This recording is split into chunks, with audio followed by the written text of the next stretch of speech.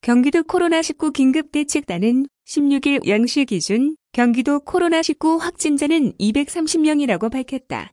이는 전일 0시 대비 20명 증가한 것이다. 성남 은혜강 교회 확진자 등으로 오전 8시 기준으로는 46명이 증가해 총 256명이다. 이날 브리핑에는 분당 서울대학교 병원 공공의료사업단 교수인 이희영 경기도 코로나19 긴급대책단 공동단장이 나섰다. 성남시에서 전일 대비 확진자가 44명 증가해 총 70명으로 13일부터 현재까지 성남시 은혜강 교회 예배와 관련된 확진자가 목사 부부 등 46명이며 경기도 확진자는 45명이다. 이들은 지난 3월 8일 서울시 광진구 거주 확진자와 같은 예배에 참석한 것으로 파악됐다. 해당 교회는 폐쇄 조치됐으며 도는 즉각 대응팀을 파견해 확진자, 심층력 확조사 및 접촉자를 파악, 분류 중이다. 3월 1일과 8일 예배에 참석한 135명에 대해 현재 자가격리 및 전수검사를 진행 중이다. 성남시 다음으로 부천시 37명, 수원시 20명 순으로 도내 24개 시군에서 확진자가 발생했다. 도내 인구 10만 명당 확진자, 발생 수는 평균 1.68명이며 시군별로는 과천이 5.13명으로 가장 높고 성남 4.58명, 부천 4.33명 순이다. 경기도 확진자 256명 중 50명은 퇴원했고 203명은 현재 격리 치료 중이다. 앞서 경기도는 지역 종교활동을 통한 코로나19 집단 감염을 우려하여 종교단체의 예배 방식의 전환 등을 강력하게 요청해왔다. 그런데도 교회를 통한 감염 사례가 계속 발생, 부천 생명수교회 15명, 수원 생명샘 교회 10명, 성남 은혜강 교회 46명 등 총 71명의 확진자가 교회를 통해 감염됐다. 이에 대해 이 단장은 더 이상 확진자가 발생해서는 안 된다는 위기의식으로 종교단체의 예배 방식의 전환 등 적극적인 참여가 필요하다고 말했다. 지난 2월 말부터 많은 단체가 예배, 미사, 법회 중단 및 온라인 예배로의 대체 등 적극적으로 동참하고 있지만 3월 15일 도내 2,635개의 교회가 집회 예배를 여전히 실시한 것으로 확인됐다. 경기도는 지난주 집단 감염 예방을 위해 집회 예배 시의 발열 체크, 마스크 착용, 손 소독제 비치, 예배 참석자 간 2m 이상 거리 두고 앉기, 예배 전후 교회 내 외부 방역 실시 등의 감염 예방 수칙 준수를 요청했지만 점검 결과 23.5%에 해당하는 619곳이 1개 이상 예방 수칙을 준수하지 않은 것으로 조사됐다. 이 단장은 예방 수칙 준수에 적극 협조해 주신 종교계 관계자 여러분께는 깊이 감사드리며 집단 감염 확산 방지를 위해 앞으로도 지속적인 동참을 부탁드린다고 말했다. 16일 8시 기준 경기도는 국가지정 입원 치료 병상 운영 병원 3곳, 경기도 공공의료기관 6곳 및 성남시 의료원 1곳 및 도내 민간 상급종합병원 4곳의 협력으로 총 14개 병원에 397개의 병상을 확보하고 있으며 현재 가용 병상은 200병상이다. 이 단장은 경기도형 생활치료센터 운영 계획에 대해서도 밝혔다. 코로나19 확진자, 중경증 환자를 수용하고 치료할 경기도 제1호생활치료센터는 이번 주 중용인시에 개소할 예정으로 분당 서울대학교 병원 한화생명 측과 협력해 준비 중이다. 용인센터는 상급종합병원이 협력하고 있는 만큼 의료 서비스의 양과 질을 충분히 높여 유사시를 대비하는 장소가 될 전망이다. 경기도형 생활치료센터는 병원 후 단계의 회복기 환자를 받음으로써 관리 부담은 줄이고 입소자들의 심리 정서적 회복을 돕는 방향으로 운영하고 점진적으로 확대 운영할 계획이다. 현재 도는 추가 개소를 위한 최적의 장소를 검토 중이다. 이와 함께 확진자 동선 공개와 관련 도는 보건당국의 권고 기준에 의거해 감염병 환자의 이동 경로 및 접촉자 현황 등 정보 공개에 있어 역학적 이유, 법령상의 제한, 확진자의 사생활 보호 등의 다각적 측면을 고려해 방역에 필요한 정보를 공개토록 할 방침이다. 일부 지자체에서 역학조사 결과를 토대로 관내 코로나19 확진자, 동선을 공개하고 있으나 공개 범위에 대한 지역별 편차가 발생하고 역학적 연관성이 낮은 동선 공개로 인한 사생활 침해 논란이 일자 보건당국은 지난 14일 코로나19 확진자 동선 공개 가이드라인을 배포했다.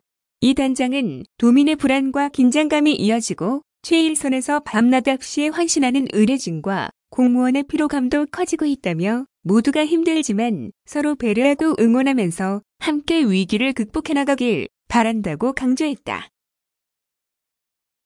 다음은 교회 밀집 집회 예배 관련 뉴스입니다. 경기도의 종교시설 집회 자제 요청에 따라 온라인 예배가 늘었지만 여전히 27곳의 교회가 밀집 집회 예배를 진행하는 등 일부 교회에서 감염 예방 수칙을 지키지 않고 있는 것으로 나타났다. 경기도는 지난 15일 도와 시군 공무원 3,095명을 동원해 현장 조사를 실시한 결과 도내 6,578개 교회 가운데 60%인 3,943개 교회가 영상 예배를 드리는 등 집회 예배를 하지 않은 것으로 나타났다고 16일 밝혔다. 이는 전주보다 11.2%포인트 증가한 것이다.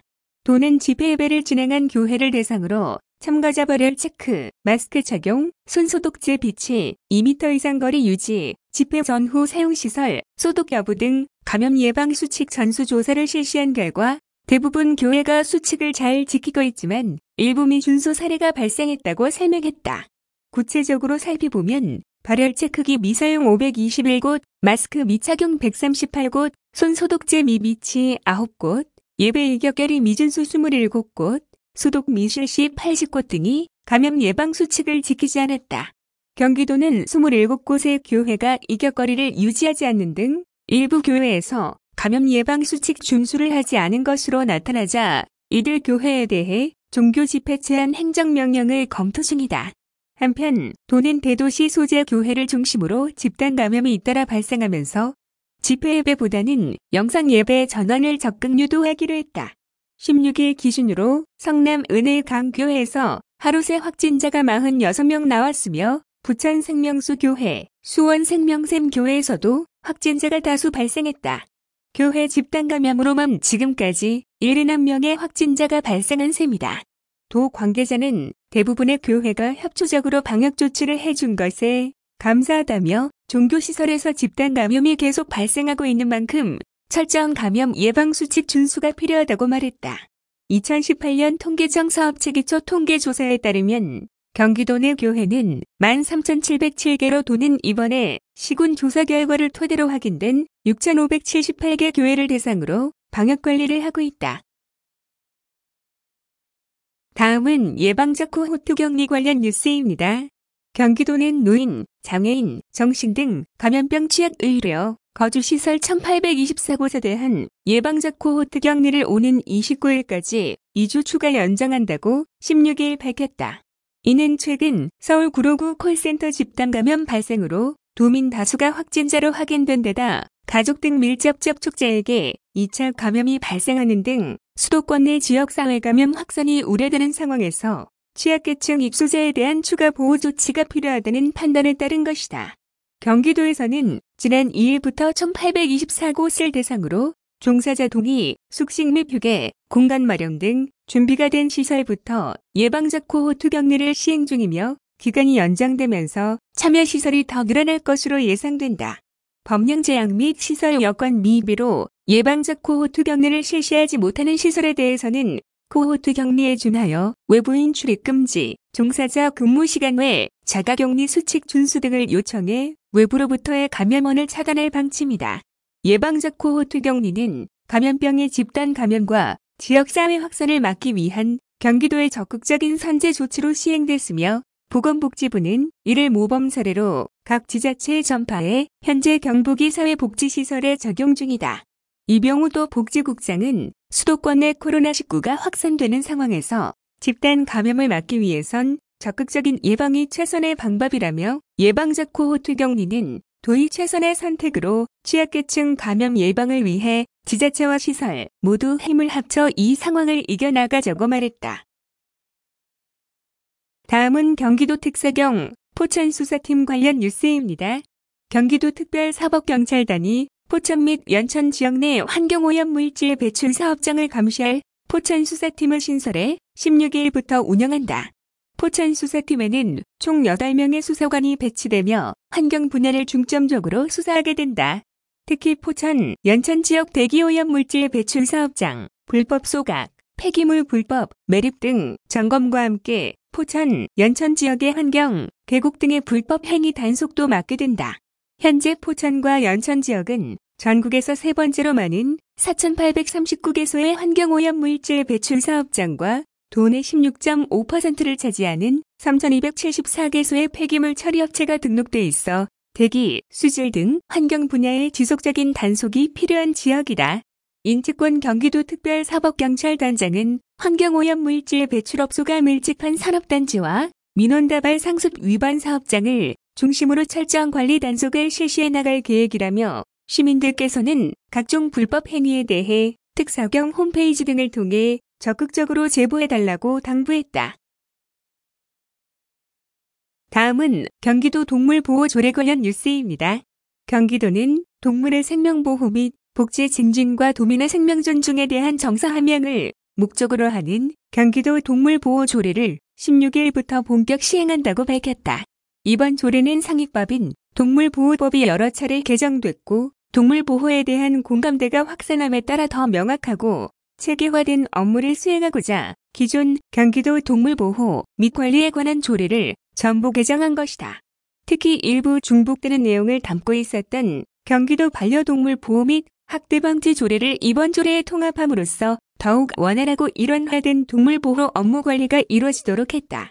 주요 내용을 살펴보면 우선 동물보호와 생명존중, 올바른 반려동물 문화 정착에 대한 도지사와 도민의 책무를 규정하고 5년마다 경기도 단위의 동물복지계획을 수립해 시행토록 했다. 또한 길고양이를 포획 후 중성화에 다시 포획된 장소로 방사하는 내용의 길고양이 중성화 사업 항목을 포함해 길고양이로 인한 사회적 갈등을 최소화하고 개체수를 조절하도록 했다. 특히 최근 재개발 등으로 터전을 잃는 길고양이 보호를 위해 재건축 재개발 지역 길고양이 관리에 관한 사항을 조례에 규정, 관련 계획을 수립, 시행해 나갈 계획이다. 맹견으로 인한 피해를 예방하기 위해 출입 금지 장소도 조례로 규정했다. 이에 따라 어린이집, 유치원, 초등학교 및 특수학교, 노인복지시설, 장애인복지시설, 어린이공원 등에는 맹견이 출입할 수 없다. 반려동물 입양 문화와 동물 등록제의 원활한 정착을 위해 유실, 유기동물을 입양한 도민과 동물 등록에 참여한 도민을 대상으로 마리당 1회에 한해 필요한 비용을 지원할 수 있는 제도적 근거를 마련한 것도 눈여겨볼 만하다. 이와 관련 동물 등록 수수료 감면 대상도 확대했다.